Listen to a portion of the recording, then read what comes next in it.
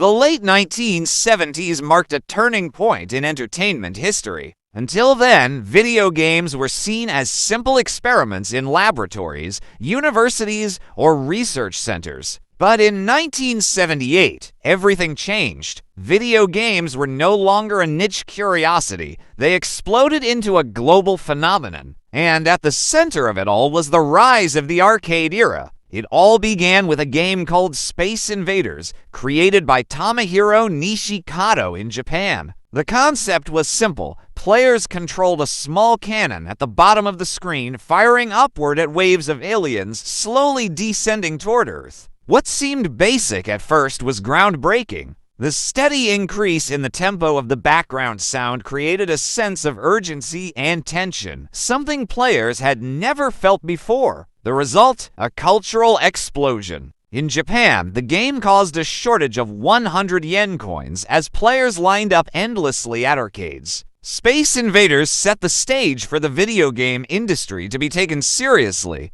2 years later, in 1980, the world was introduced to a yellow, pizza-shaped character with an endless appetite, Pac-Man. Designed by Toru Iwatani, Pac-Man broke away from the trend of space shooters and war-themed games. It was colorful, playful, and approachable to everyone, kids and adults, men and women alike. The gameplay was easy to understand. Guide Pac-Man through a maze, eat the pellets, and avoid the ghosts. But Pac-Man wasn't just a hit game. It became a pop culture icon. He appeared on t-shirts, lunchboxes, toys, and even had his own animated TV series and pop music single. Pac-Man proved that video games could create mascots, symbols, and cultural movements that went far beyond the arcade. In 1981, Nintendo released Donkey Kong, and with it came another revolution. Unlike earlier games focused only on high scores, Donkey Kong introduced a simple story, a damsel in distress, a giant ape, and a brave little hero trying to save her. That hero, of course, was Mario, a character who would later become one of the most recognized icons in gaming history. Donkey Kong was more than just a hit. It proved that games could deliver narrative, character, and emotion, creating experiences that players could connect with beyond the mechanics of play.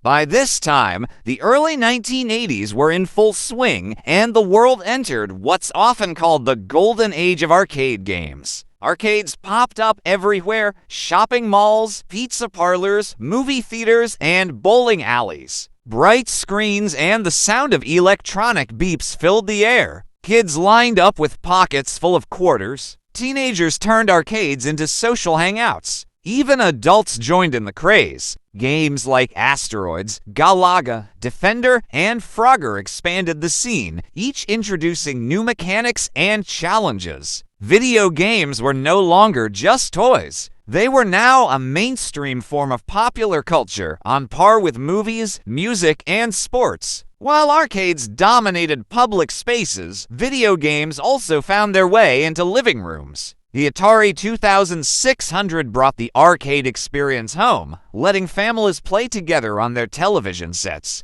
For the first time, gaming wasn't limited to crowded arcades. It became part of family life. Parents and children could share the same experience, competing for high scores without ever leaving the house. This combination of arcade popularity and home console growth created a massive ecosystem, what felt like the world's first true digital revolution. But beneath the excitement, problems were brewing. The industry was growing too fast. Dozens of companies rushed to cash in, flooding the market with hundreds of new games, many of them low quality. Consumers quickly became overwhelmed, and disappointment spread as poorly made titles hit store shelves. Confidence in video games began to slip. By the early 1980s, the unthinkable happened: the video game crash. Sales plummeted, companies went bankrupt, and the future of the entire industry seemed uncertain. And yet, the era from 1978 to 1983 remains one of the most influential chapters in gaming history. From the global craze of Space Invaders, to the cultural explosion of Pac-Man, to the storytelling breakthrough of Donkey Kong, these years laid the foundation for everything that came after. This golden age proved something essential: video games were not just about technology. They were about experience, imagination, and culture. Even though the industry stumbled with the crash, the lessons learned during this boom would pave the way for gaming's incredible rebirth in the years to come.